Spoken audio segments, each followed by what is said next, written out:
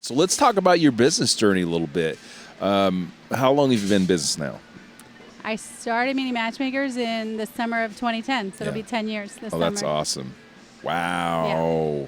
That makes you, let's see, okay, let me do the math. Okay, entrepreneur years. Man, you've been an entrepreneur for 62 years by my math. Because it works like dog years. 10 years, it's roughly 7.89 years per year. So that's fantastic. Yeah. I want to talk about your journey.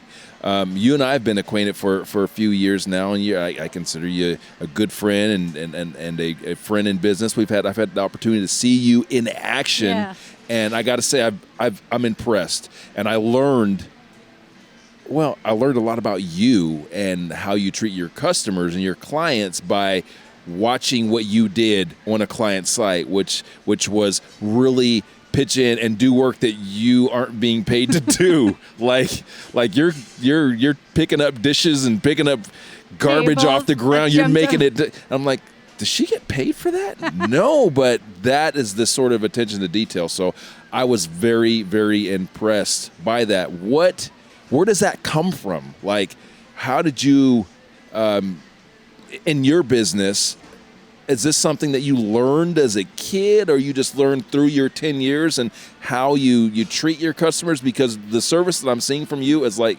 exceptional. How did you get there? I think a lot of it has to do with my mom was diagnosed with rheumatoid arthritis when I was 4 years old.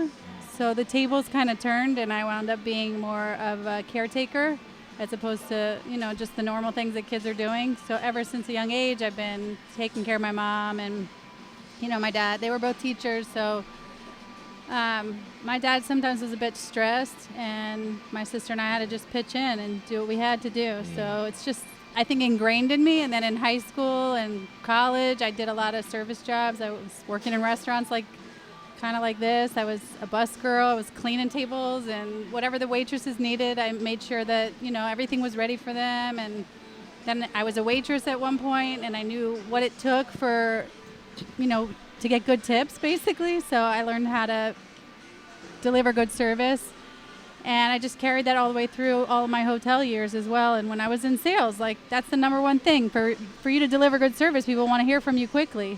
So I just literally everything to me is about response time, being positive, and clients know you care about them when you actually deliver on what you promise. So the thing that you're talking about, that event, the banquet team wasn't on top of things that day. So, or maybe they were short-staffed. I don't know what was going on, but all that ran through my mind is get up and help.